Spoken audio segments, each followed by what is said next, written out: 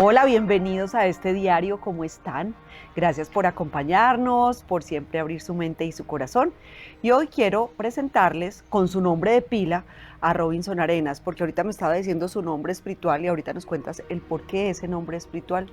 Y me dijo, si tienes dificultad en pronunciarlo, pues entonces nombra el de mi pila, el de mi nacimiento, Yundrum, ¿sí es así? Jundrun Rixin. Ah, sí, me lo aprendí. Bienvenido, Yundrum. ¿Cómo estás? Gracias por estar aquí y vamos a hablar hoy del camino a la emoción, cómo las emociones realmente nos muestran una cantidad de cosas en nuestra vida, cómo nuestras emociones hacen parte de nuestro autoconocimiento y cómo las emociones también nos ayudan a tomar decisiones en nuestra vida. ¿Qué es una emoción? Primero, dándote la bienvenida a este diario y las gracias por estar aquí. Bueno, muchas gracias, muy contento de estar acá con Diana, también en el programa. Y bueno, empecemos entonces por una emoción. Las emociones, digamos que se forman a raíz de una experiencia. O sea, que digamos que ese es el origen de una emoción. Siempre se ha hablado de que una emoción es la causante como de todos los problemas de nosotros, de todo lo que a nosotros nos pasa. Pero poco se ha hablado de dónde surge una emoción. Entonces, cuando nos dicen de dónde surge una emoción, entonces lo primero que pensamos es de una experiencia. Obviamente, de acuerdo a la sabiduría del Himalaya, que es, digamos, lo que nosotros de pronto hemos investigado y hemos trabajado tantos años, se dice que las emociones vienen directamente de las experiencias, o sea, se forman de una experiencia, cualquiera que sea. Un fenómeno que sucede diariamente, o sea, y que es una experiencia, es todo lo que sucede en la vida cotidiana. Desde que usted se levanta hasta que se acuesta, nosotros tenemos miles y miles de experiencias. Y esas experiencias se van fundamentando en el día, unas mayores que otras. Y digo mayores es en cuanto a intensidad de la experiencia. Pero entonces tenemos miles de experiencias durante el día y a lo largo de muchos días pues vamos a tener muchas experiencias. Y cada experiencia de esas va a originar una emoción. Entonces digamos que cuando hablamos del camino de la emoción, yo siempre lo catalogo como en 5 punticos, 5 cositos, 5 pasos. El primer paso es la experiencia. Pero ¿dónde crees que se origina la experiencia? Se crea en la mente de nosotros, pero viene de una experiencia, y esa experiencia donde se crea en la conciencia, que es como la mamá de la mente. O sea, estamos hablando de que la conciencia viene siendo como la mamá de todos los procesos del ser humano. Por eso es que a veces experiencias tan dolorosas o experiencias tan fuertes o momentos de gran impacto en la vida de un ser humano, pues de ahí nacen los traumas, de ahí nacen Exactamente. una cantidad de cosas que mi cuerpo siente que me hacen o no actuar Sí, de actuar. determinada manera. Eso es, o sea que una experiencia se origina en la conciencia. ¿Y qué es la conciencia? Es un estado. La conciencia es el estado más poderoso que tiene el ser humano. ¿Por qué es tan poderoso? Porque es el único estado donde no se guarda nada, donde todo permanece, simplemente llega, sucede y se suelta. Sucede y se suelta. O sea que es ahí donde está, como se dice, la clave de todos los procesos de sanación del ser humano. De acuerdo a esa sabiduría del Himalaya, se dice que todo se sana a través de la experiencia. O sea, no hay otra forma de sanar. Entonces, ¿cómo haces para sanar un mal momento, y lo pongo entre comillas, o un momento que te haya generado un trauma, una emoción que no hayas sido capaz de gestionar en ese momento por el impacto tan fuerte que tuvo en ti o en tu vida? ¿Cómo haces entonces para revertirla y empezar a observarla con otros Ahí ojos? es donde entra el proceso importante, porque si la experiencia se origina en la conciencia, la experiencia o la conciencia es como un estado que solamente observa y suelta de una. O sea, ella suelta todo. Digamos que yo tengo un objeto en la mano. Cualquier objeto que yo tenga es una experiencia. Viene acá y lo atrapa la experiencia. Cuando la experiencia lo está viendo, ella aprende de lo que está observando y lo suelta instantáneamente, o sea, ella no se queda con él. ¿Y quién lo recibe? La mente conceptual, o sea, es la mente de nosotros la que recibe eso. Cuando la mente lo recibe, ella forma un dual, forma un positivo, un negativo. Y eso que hasta ese momento la experiencia había llegado simplemente como experiencia. Pero quien forma realmente el positivo y el negativo es nuestra mente conceptual. O sea, la interpretación que le das a Sí, la experiencia. la mente. O sea que la mente es la causante absolutamente de todos los males de nosotros, pero también es la creadora más poderosa que existe. Es la creadora. Si todos los males de nosotros se crearon a través de repetición mental, entonces es a través de la repetición mental que tenemos que volver como a desbloquear eso. Porque cuando se forma un positivo y un negativo aquí, se formó, digamos, un negativo porque le dolió. Si le dolió, entonces automáticamente se genera un prana negativo. porque la mente es un estado, la mente es prana, la mente está digamos que compuesta de prana. Y ese prana es el que se genera instantáneamente de esta emoción. Porque, ¿cómo se genera este prana? De la misma naturaleza de la emoción. O sea, si la emoción es negativa, genera un prana negativo. Ese prana negativo desconceptualiza la mente. Como la mente es conceptual, entonces le cambia el concepto a la experiencia que ya se vivió. Y al cambiar el concepto, si dejamos que eso avance y avance, ¿qué va a pasar? Se va a somatizar en el cuerpo. Y ahí es donde vienen las enfermedades. Ahí es donde todas las enfermedades, todos los desequilibrios del ser humano vienen de una emoción. Ese impacto puede ser o positivo o negativo. Si ese impacto es negativo y tú en ese momento no fuiste capaz de gestionar esa emoción porque te quedaste en shock, porque te quedaste aterrado, porque te llenaste de pánico, pues entonces a veces tu cerebro lo encapsula por allá para que no salga y ahí es donde empiezas a somatizar. Pero realmente no es el cerebro, es la mente. Que ahí es donde está de pronto como ese redescubrimiento de lo que se habla mucho en el Himalaya, de donde no es el cerebro el encargado de las emociones, es la mente.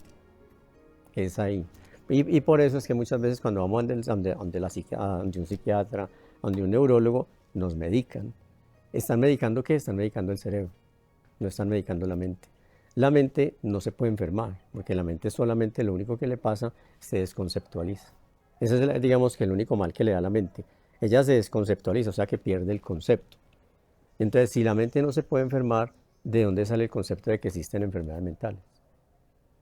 No existe ese concepto realmente. O sea que cuando la mente se desconceptualiza, lo único que le pasa a la mente es que pierde el concepto. Y cuando pierde el concepto, entonces se va en picada. Y empieza un proceso de crisis, donde va directamente ya a empezar a somatizarse en el cuerpo. La primera somatización también es mental y viene de ese prana denso. Entonces empezamos a sentir síntomas que no han aparecido todavía en el cuerpo. Nos empiezan a buscar por todos lados y resulta que no hay enfermedad. Los médicos se sorprenden y dicen, no, es que todo está bien. Exámenes, todo está bien. Pero entonces, ¿qué está pasando con esa persona que sigue teniendo los mismos síntomas? Como si tuviera un cáncer, un lupus, cualquier cosa. Y es que verdaderamente se está originando la enfermedad. Un cáncer, un lupus, pero todavía no ha salido al cuerpo, porque solamente sale cuando ya se somatiza. O sea que ya tenemos dos problemas. Tenemos una emoción que no se ha podido gestionar y una enfermedad que es producida por esta emoción. Porque todo es posible de lograr.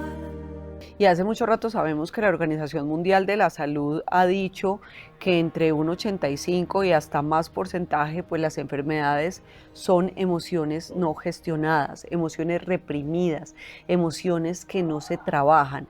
Entonces, ¿cómo hacer para resignificar una experiencia que te haya causado dolor, que te haya causado pánico, angustia, miedo, ira, lo que sea? Sí. Lo que de pronto se recomienda dentro del sistema terapéutico que yo manejo es volver otra vez, devolvernos y ver todo, empezar a reconocer la emoción primeramente. ¿Y dónde surge la emoción? Es que el lío está en que nos dijeron que las emociones estaban en el cerebro y resulta que no. Eso es una somatización. De hecho, cuando se produce el estrés, la ansiedad, la depresión, es porque se liberan unas sustancias, eso es verdad, lo que dicen, digamos, en la parte científica. Se liberan unas sustancias. Y cuando esas sustancias se liberan, que el cortisol, que todas esas sustancias, eso es real. Obviamente el cerebro cambia el comportamiento, pero resulta que eso no se originó ahí, eso se originó acá. Este es el origen. Y si no vamos al origen, es muy difícil empezar a sanar. O sea que si el origen es mental, yo tengo que ir a la mente, yo no puedo medicar. Tengo que ir a la comprensión directa. ¿Y cuál es la comprensión directa? Anular todo esto y enseñarle al paciente que tenemos que ver todo como experiencia. Y hay métodos que nos llevan a esto, que nos llevan a ver todo tanto como experiencia, que la mente del paciente empieza a revertir el proceso. Como por repetición se creó, cuando usted, por ejemplo, tiene tristeza, usted dice, ay, estoy como triste. Entonces la mente espera que usted reafirme esa tristeza. Entonces usted dice, ay, sí, verdad, estoy triste. La conciencia le está reafirmando la tristeza a la mente. Entonces se forma una cadena, esos son los ciclos repetitivos. Y va aumentando como una bola de nieve, hasta que ya no se puede controlar. Entonces ya hace toda la metástasis. Pero si yo, por ejemplo, mi mente me manda un mensaje y me dice, es que estás triste. Y yo le digo, no tengo por qué estar triste porque estoy en equilibrio. Entonces la mente dice, ay, ¿cómo así? Pero ahorita estabas mal y ahora estás bien. O sea, le estás cambiando Sí, las órdenes, los sí, decretos, lo que lo le que la dices mente todo el espera que tiempo. siempre digamos. Entonces digamos que cuando yo le revierto eso a la mente se confunde y dice, ay, ¿cómo así? No, no estabas pues mal. No, no estaba mal, estoy en equilibrio. Al rato, la mente vuelve y le manda, estás mal, ¿cierto? Entonces, usted, no estoy mal, estoy en equilibrio. Por repetición, va a llegar un momento en que la mente diga, listo, vamos a crear la idea del equilibrio. Y se acabó el problema. Cantidades de veces ha pasado de que se han podido transformar desde esta visión, se ha podido transformar ansiedad, depresión, estrés, miedos, pánicos, todo, todo. O sea que la solución, ¿por qué se da la solución tan fácil? Que pareciera pues que es muy fácil, que no, tampoco es tan fácil, pero sí es porque hacemos el recorrido correcto. O sea, vamos al punto donde se originó la emoción. Es en la mente. ¿Qué hay en la mente de nosotros? Hay ideas, conceptos, pensamientos y emoción. ¿Y qué hay en el cerebro? Es solamente inteligencia. El cerebro maneja la inteligencia, la mente maneja la sabiduría. Son dos cosas muy distintas. Una cosa es la matemática desde los números, la cuántica y todo eso. Otra cosa es cómo interpreta la mente el fenómeno numérico o la numerología o los fenómenos, la energía que tienen los números. Esto quiere decir que la interpretación que le damos a los hechos es lo que realmente nos enferma Eso es lo que realmente enferma. o que no nos deja fluir. El fenómeno. Y como lo buscamos y lo tratamos de solucionar donde no es, entonces ahí es donde no es el resultado del tratamiento. Entonces vamos directamente al punto, a la mente. Y luego de la mente yo ya puedo pasar fácilmente a la experiencia, a la conciencia. Y poner en conciencia a esa persona. ¿Qué es lo que yo busco? Llevarla a un nivel consciente total, en el que la persona vea el fenómeno y diga, es que realmente no es ni bueno ni malo, simplemente era necesario. Era una Era experiencia. experiencia que tenía que vivir. ¿Y cuál es el aprendizaje? También lo tiene que identificar. Hoy estoy en el consultorio del doctor Gess, médico cirujano plástico reconstructivo, miembro de la Sociedad Colombiana de Cirujanos Plásticos. Quiero preguntar cuáles son las cirugías que la gente más busca y hablemos de sexo y hablemos también de edades. Bueno, gracias Diana por la invitación. Contarle a ti y a todas las personas que nos ven que justamente hace poco acabo de llegar de un congreso en Singapur donde nos reunimos todos los cirujanos estéticos del mundo, ¿sí? Cirujanos plásticos dedicados a cirugía estética. Y salió la estadística del año pasado. En esa estadística, pues sucedió que la primera cirugía que se está haciendo en todo el mundo fue la cirugía de párpados. Principalmente mujeres, ¿no? La mayoría de pacientes de cirugía estética son mujeres. Sin embargo, esa cirugía de párpados también es de las que más se realizan los hombres. ¿Cuáles son las especificaciones o los cuidados que un paciente debe tener al pensar en realizarse esta cirugía? Bueno, lo que encontramos generalmente son personas que tienen dos cosas principalmente: exceso de piel en el párpado superior, o se ven unas bolsas en el párpado inferior, o a veces se miran al espejo y se ven cansados y dicen, yo me veo a toda hora cansado, desde que me levanto por la mañana ya se me ven unas bombas, unas ojeras. Entonces esas personas pues empiezan a sentir que se ven cansadas, que se ven mayores de lo que las personas saben que la edad que tiene. Entonces le dicen, no, ¿usted tiene cuántos años? Y siempre le dicen más. Entonces ya hacemos es una cirugía que en muchas ocasiones llamamos como cirugía de la mirada. Hay que evaluar muy bien toda esa región que nosotros llamamos periocular, porque hay muchas alteraciones. Allí nosotros tenemos piel, tenemos grasa, tenemos músculo, tenemos esas bolsitas de grasa, lo mencioné. Entonces hay que hacer un examen físico pues muy concienzudo para saber exactamente qué es lo que cada paciente tiene. Porque hay pacientes que se ven bolsas y es grasa. Hay otras que es el músculo, hay otras que es la piel y hay otras que son las tres. Y cuando uno va a hacer la cirugía, pues tiene que corregir todo esto de una vez. Entonces depende mucho de cada paciente. Y también comienzan a tener como los ojos pesados al final del día. Las personas dicen, no, es que yo a las 5 de la tarde no aguanto los ojos abiertos, me toca cerrarlos. Y yo pongo el ejemplo que es como si uno tuviera dos baldes en la mano todo el día, pues eso se va cansando. Eso le pasa a ese músculo. Es una cirugía que, a pesar de que no es una gran cirugía, pues hay que hacerla en un ambiente estéril, en un quirófano y con un especialista siempre. Es una cirugía más sencilla de lo que la gente cree. ¿Cómo es su recuperación? Sí, mira, pues una de las cosas buenas es que es una cirugía que la hacemos con anestesia local, por ejemplo. No hay que poner anestesia general, con local y un poquito de sedación. Una vez que ponemos la anestesia, el paciente pues no siente absolutamente nada. Es una cirugía que más o menos se demora 2 horas y el tiempo de recuperación es más o menos 8 días. Los primeros 3 días a veces, y tal vez por eso hay algunas personas como que creen que es una gran cirugía, pues se ponen moradas, algunas, no todas, ¿cierto? Entonces se puede ver como los párpados como muy terrible los 2 primeros días, pero yo siempre les digo, colóquese bastante hielo esos primeros 2 días y usted va a ver que al tercer día ya está muy bien y a los 8 días están mucho mejor y luego pues ya es controlar el proceso de cicatrización. Eso lleva unas suturas y nosotros las retiramos más o menos entre el quinto y el séptimo día. Y después de eso ya seguimos haciendo controles, pero el resultado generalmente de manera definitiva, ya más o menos a las 3 semanas o al mes, ya se ve un resultado definitivo. Doctor Ges, muchísimas gracias, nos sentimos muy orgullosos y felices de que sean nuestros aliados y aquí seguimos aprendiendo cada día más. Gracias. Gracias a ti, Diana. Porque todo es posible de lograr. ¿Cómo haces entonces para gestionar cada una de esas emociones? Y cómo encauzarlas, a mí me gusta muchísimo esa palabra, porque las emociones siempre las vamos a sentir, o sea, eso es increíble. El día que no sintamos algo es porque estamos Claro, siempre se va a hacer. ya en el otro plano, pero mientras estemos aquí vamos a sentir de todo. ¿Cómo hacemos para gestionarlas y hacer que esas emociones, cómo no me quedo en esa emoción? Porque está comprobado que tú sientes ira no más de un minuto o determinados minutos. La conciencia. Exactamente, pero ya después vuelves a tu estado natural. Pero si tú te acostumbras a sentir rabia todo el tiempo, pues eso se te vuelve en un estado natural de tu ser, porque tu mente se lo cree. Entonces, ¿cómo encauzarlas? Nosotros, hay muchos métodos, hay cantidades de métodos con los cuales podemos trabajar, pero yo diría que lo primero es que la gente practique meditación. La meditación es una de las vías más poderosas que hay para controlar la emoción.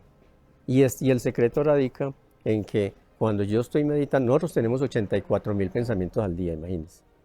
O sea, uno por segundo. 84.000 pensamientos al día significa que hay un pensamiento por segundo. Imagínate. Entonces, cuando yo medito un minuto, me estoy ahorrando 60 movimientos de la mente, 60 pensamientos.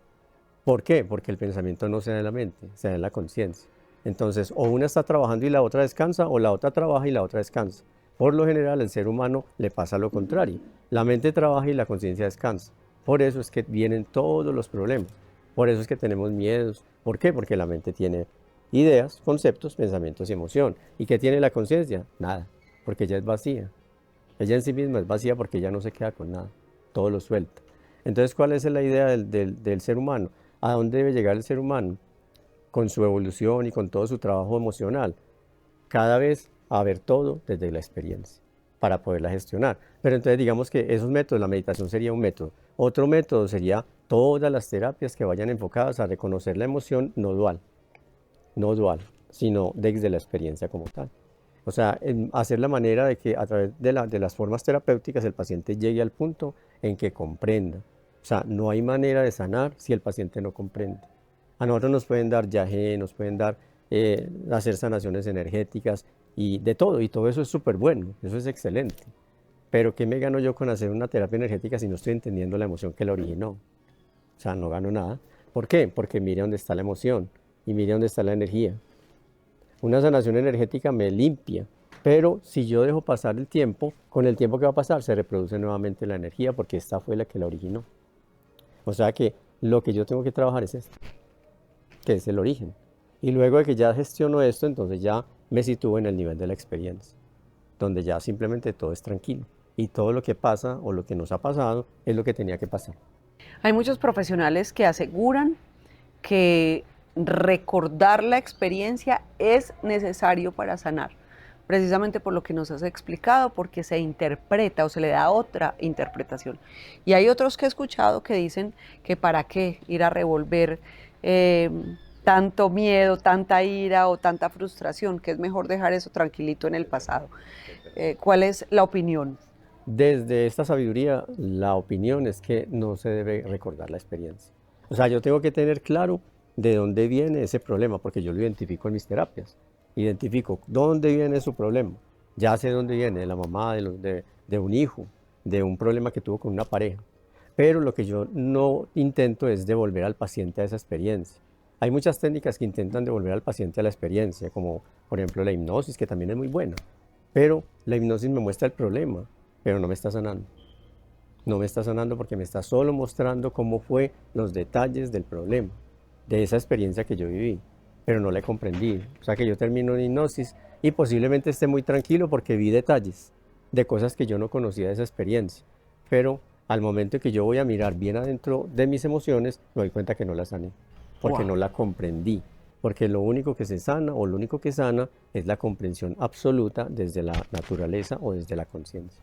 Qué interesante. Otra perspectiva del camino de las emociones y de cómo funciona esto. Muchísimas gracias por estar aquí con nosotros. De verdad, gracias por el tiempo, gracias por la disposición. Y de verdad nos abre como Sí, es un como otra conocimiento, puerta. sino que ha estado tan oculto que solamente se va descubriendo poco a poco.